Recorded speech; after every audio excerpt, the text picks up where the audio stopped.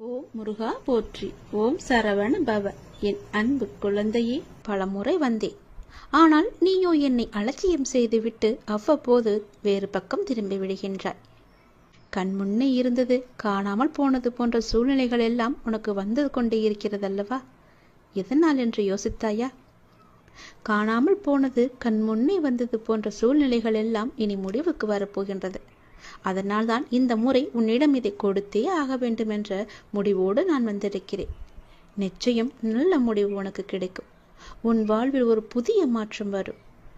எது உனக்கு ராசி இல்லாத நாள், ராசி இல்லாத தினம் என்று நினைத்து கொண்டிருக்கின்றாயோ, அதை இப்போது ராசியான தினமாக மாற்றப் போகின்றேன்.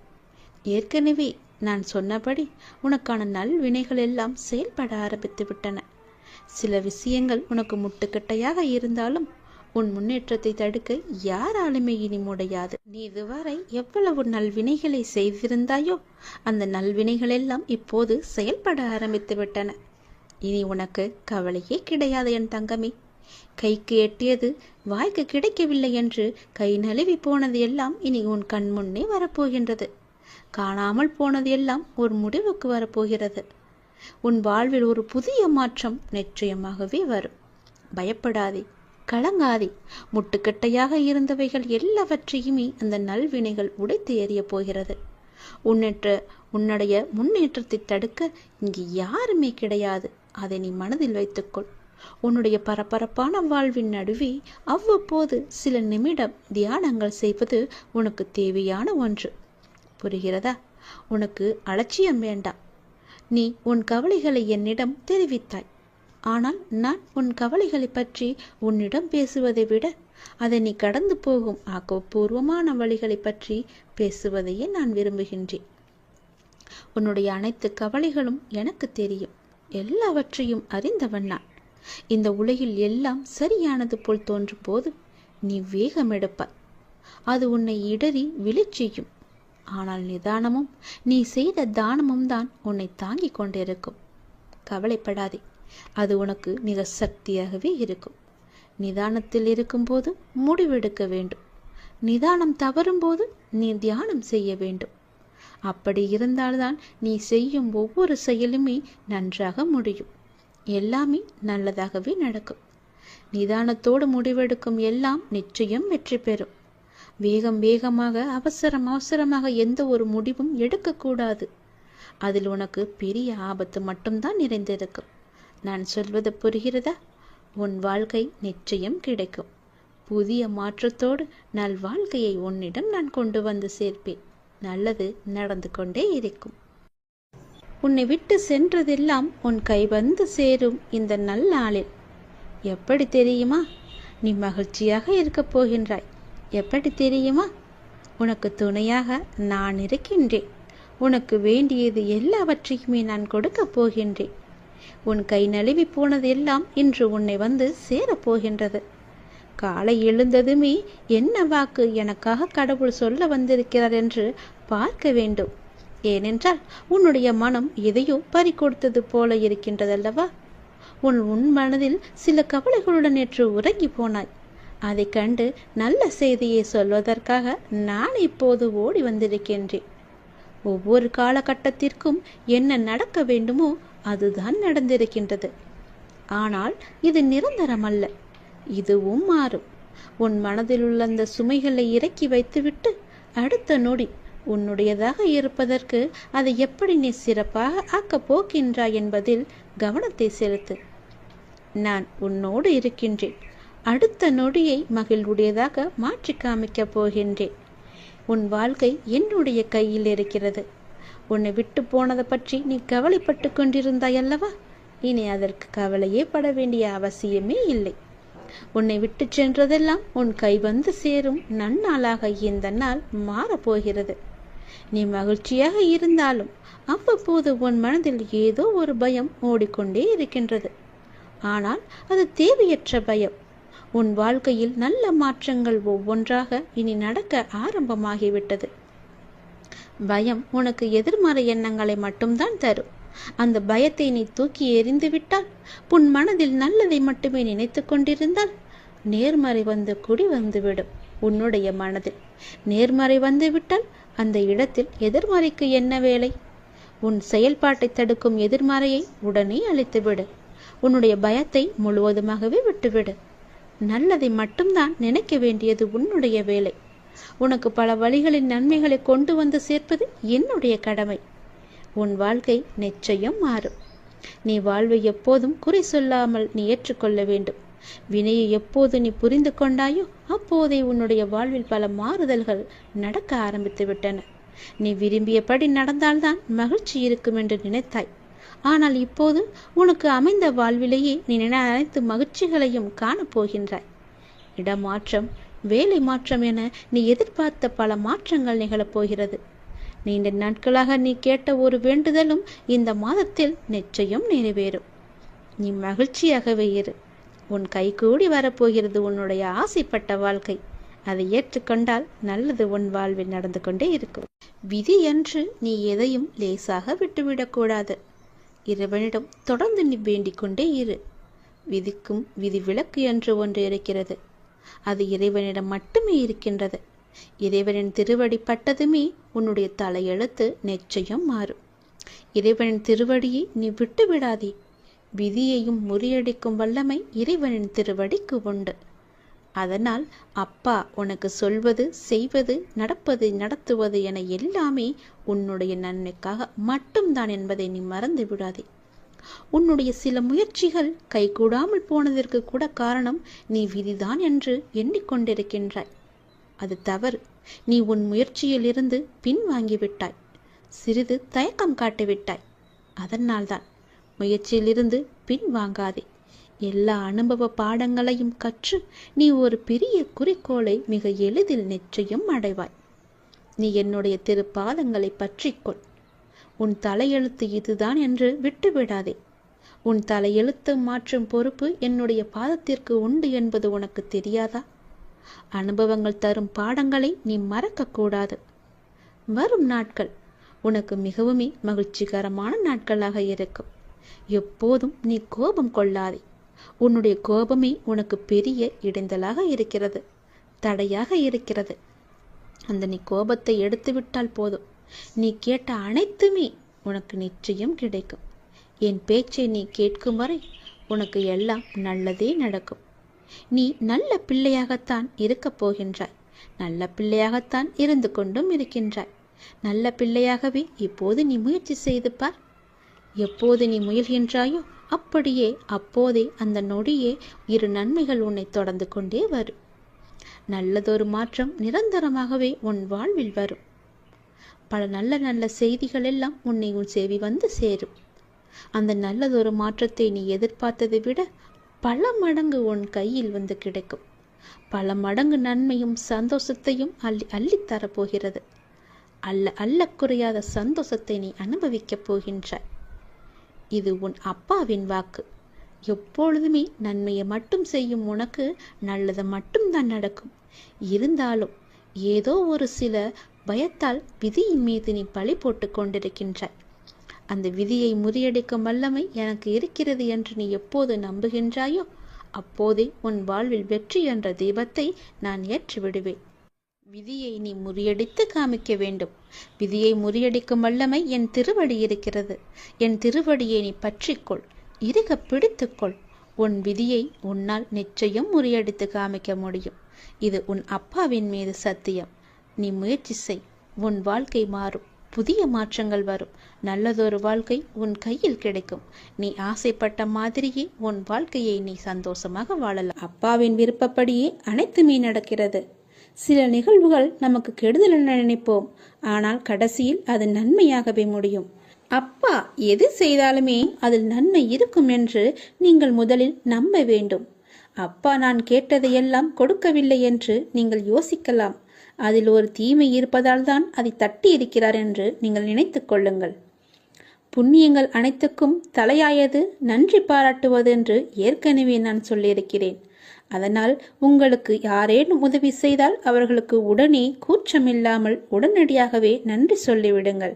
அதனால் நீங்கள் எந்த அளவிலும் குறைந்து போக மாட்டீர்கள்.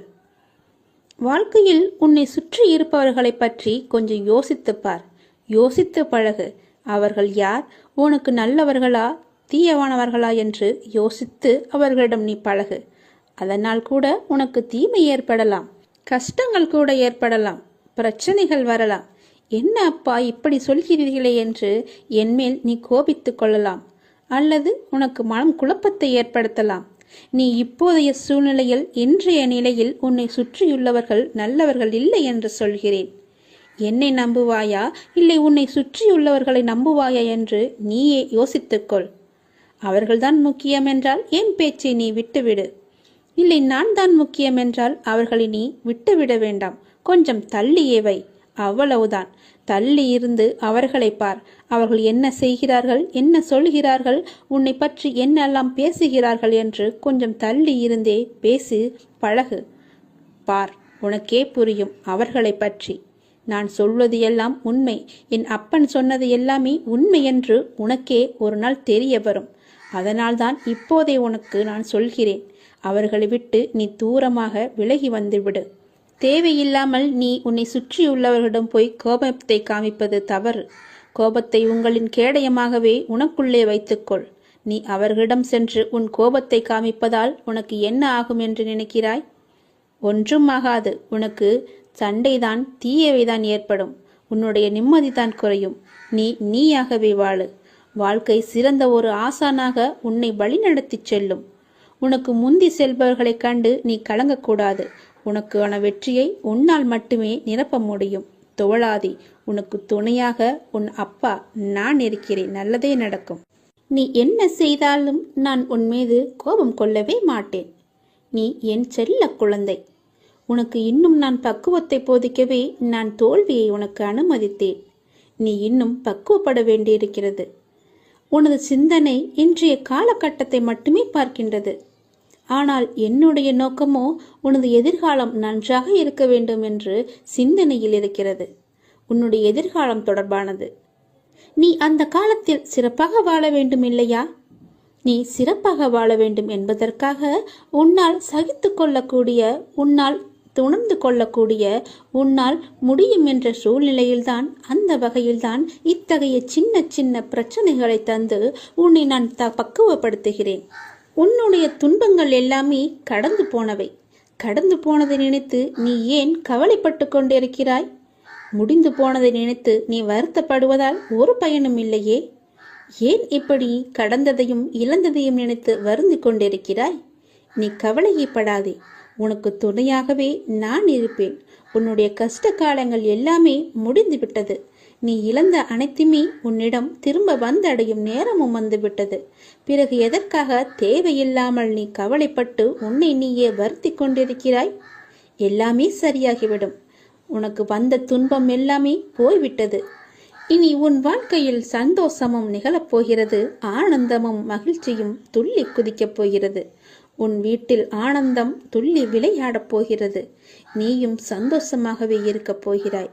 உன்னை நோக்கி வருகின்ற எல்லா ஆனந்தமும் நான் கொடுத்தது. உன்னுடைய கர்மவினை எல்லாவற்றையுமே நான் எரித்து விட்டேன். நீ எப்போது என் பேச்சை கேட்டு எனக்காக நீ மட்டை தேங்காய் வாங்கி கொண்டு வந்து என்னிடம் கொடுத்தாயோ, நான் சொன்னதை கேட்டு எனக்கு துவாரகமாயில் வந்து நெய் வாங்கி எனக்கு தீபம் ஏற்றி விட்டாய் அல்லவா? இனி உன்னுடைய கருமாக்கள் எல்லாமே நசிந்து போயின. நீ எப்போது என் துவாரகாயில் வந்து விளக்கு ஏற்றினாயோ, எப்போது எனது துவாரகமாயில் துணியில் வந்து அந்த தேங்காயை போட்டாயோ, அப்போதே உன்னுடைய கர்மவினை எல்லாமே முடிந்து விட்டன. இனி நீ சந்தோஷமாகவே இருக்கப் போகிறாய். ஜெயமாக இருக்கப் போகிறாய். உன்னை நோக்கி எல்லாமே நல்லதாகவே வந்து கொண்டிருக்கின்றன. நீ உன் வீட்டை தயார்படுத்திக்கொள். நல்லது வந்து கொண்டிருக்கிறது. உன் வீட்டு கதவை அது தட்டப் போகிறது. இனி வரிசையாகவே எல்லாமே நல்லதாகவே நடக்கும். நீ நினைத்தது எல்லாமே படிப்படியாகவே நடக்கும். நீ சந்தோஷமாக இரு. எல்லாமே உனக்கு வரிசையாக வந்து கொண்டே இருக்கின்றன. என் பேச்சை கேட்டு நீ நடந்ததால் நான் உனக்கு அன்பு பரிசாக உனக்கு மகிழ்ச்சியையும் நிம்மதியும் தான் தருகிறேன். இது நாடகம் நிறைந்த நரிகள் வாழும் உலகம். இது நல்லவர் யார், கெட்டவர் யார் என நிதானமாக யோசித்து செயல்பட வேண்டிய காலம் இது. ஏனென்றால் இது கலிகாலமாகிவிட்டது. நான் உன்னோடு இருக்கிறேன். நீ பயப்படாமல் இரு. நீ பலம் கொண்டு திடமான மனதோடு இரு. உன்னை ஒரு பொதுமே அப்பா கைவிட மாட்டேன். புண்ணியங்கள் அனைத்திற்குமே தலையாயது எது தெரியுமா? நன்றி பாராட்டுவதுதான். பாவங்கள் அனைத்திற்குமே தலையாயது நன்றியை மறப்பதுதான். செய்த நன்றியை மறப்பதுதான் பெரிய பாவம். தக்க சமயத்தில் செய்த உதவிக்கு நன்றியை கொன்றவனுக்கு ஒரு பிரயோஜனமும் இல்லை, ஒரு சித்தமும் இல்லை. நம்மை பெற்று வளர்த்த அன்னையும் பிதாவும் முன்னறி தெய்வம், கண்கண்ட தெய்வம். அவர்களுக்கு செய்யும் பணிவிடைகளே நீ செலுத்த வேண்டிய முதன்மையான நன்றி கடன். ஏனெனில் அதன் நன்மை என்பது கடலை விட பெரியது. தள்ளாத காலத்திலாவது நீ அவர்களின் மனம் மகிழும்படி நடந்து கொள். நீ என்னதான் தான தர்மம் செய்து வந்தாலும் அவர்களை நல்லபடியாக வைத்து கொள்ளாவிட்டால் நீ எதிலுமே வெற்றி பெற முடியாது. உன் உண்மை அன்பிற்கு கட்டுண்டவர்களை தவிர வேறு எவரின் அசட்டு பேச்சுகளுக்கும் நீ உன் மனதில் இடம் கொடுத்து விடாதே. எந்த சூழ்நிலையிலும் உனக்கு தக்க சமயத்தில் உதவி புரிந்தவர்களை உதாசீனப்படுத்தாதே. உதவி செய்தவர்களுக்கு நன்றி பாராட்டுவதுதான் மிகப்பெரிய புண்ணியம். உனக்கு பின்னால் இருப்பது யார் என்று தெரிந்து கொள். உனக்கு பின்னால் இருப்பது நான் தான். உன்னை நான் கைவிடவே மாட்டேன். எல்லாமே சரியாகிவிடும். எதற்குமே நீ அஞ்சாதே. உன்னோடும் உன் குடும்பத்தோடும் நான் உன் அப்பா இருக்கிறேன். எதற்குமே கலங்காதே. உன்னை நான் அல்லவா எப்போதுமே பார்த்து கொண்டிருக்கிறேன். அதனால் என்றுமே உனக்கு நன்மையை மட்டும்தான் தெரிவேன். நன்மை மட்டும்தான் உன் கண்ணுக்கு புலப்படியும் நான் செய்வேன். உன்னுடைய பாரங்களை எல்லாமே எனது பாதத்தில் நீ சமர்ப்பித்து விட்டாய். நீ எதற்காகவும் இனிமேல் கலங்கக்கூடாது. எப்போது உனது பாரங்களை எனது காலடியில் நீ விட்டாயோ அந்த நொடி முதலே உன்னுடைய கர்ம வினைகளை அகற்றி உனக்கு நல்லது நடக்க நான் ஆயத்தமாகிவிட்டேன். இப்பொழுது என்னுடைய தவக்காலம் முடிந்தது. உனக்கு நல்லதை நடக்க செய்யப் போகிறேன். இப்போது உனக்கு நல்லது நடக்குவதற்காக நான் கண்கொண்டு திறந்து பார்த்திருக்கிறேன் உன்னை. என்னுடைய தவக்காலமே உனக்காக மட்டும்தான். எல்லாமே உனக்கு கைகூடி வரப்போகிறது. நீ துயரத்திலிருந்து நிச்சயமாகவே விடுபட போகிறாய். பல ஆனந்தத்தை நான் உனக்கு அள்ளித்தரப்போகிறேன். காத்திரு. மெல்ல மெல்ல உனது துன்பங்கள் எல்லாமே முடிவுக்கு வரும். உனக்கு கஷ்டத்திலிருந்தும் நோயிலிருந்தும் விடுதலை கிடைக்கும்படி நான் செய்வேன். உன்னுடைய கடன் பிரச்சனை எல்லாமே தீரப்போகிறது. நீ எதிர்பார்த்தபடியே உனக்கு பணவரவு இறக்கப் போகிறது. நீ வேண்டியபடியே, நீ கேட்டபடியே அந்த பணத்தை நான் உனக்கு தரப்போகிறேன். நீ இப்போது பணம் இல்லாமல் தவித்து கொண்டிருக்கிறாய். உன் பண பிரச்சனையை தீர்ப்பதற்காகத்தான் நான் ஒருவரை அனுப்பியிருக்கிறேன். அவர் மூலம்தான் உனக்கு பணம் கிடைக்கப் போகிறது. யாரென்று அடையாளம் அறிந்து கொள், தெரிந்து கொள். வருவது நானாக கூட இருக்கலாம். இன்றைய காலகட்டத்தில், இந்த நிலையில், இன்றைய சூழலில் உனக்கு பணம் பெரிய ஒரு கஷ்டமாகவே இருக்கிறது. அந்த பண பிரச்சனை எல்லாமே தீரும் வகையில் நான் உனக்கு ஒரு வழியை ஏற்படுத்தியிருக்கிறேன். அந்த வழி சிறப்பானதாக இருக்கும். அதிலிருந்தே உன்னுடைய பண கஷ்டங்கள் எல்லாமே தீர்ந்துவிடும். அதிலிருந்துதான் உனக்கு நிரந்தர வருமானமும் கிடைக்கும். நீ கவலைப்படாதே. உன் பண பிரச்சனையை தீர்ப்பது என்னுடைய பொறுப்பு. நான் இன்றுதான் ஒருவரிடம் பணம் கொடுத்து அனுப்பியிருக்கிறேன்.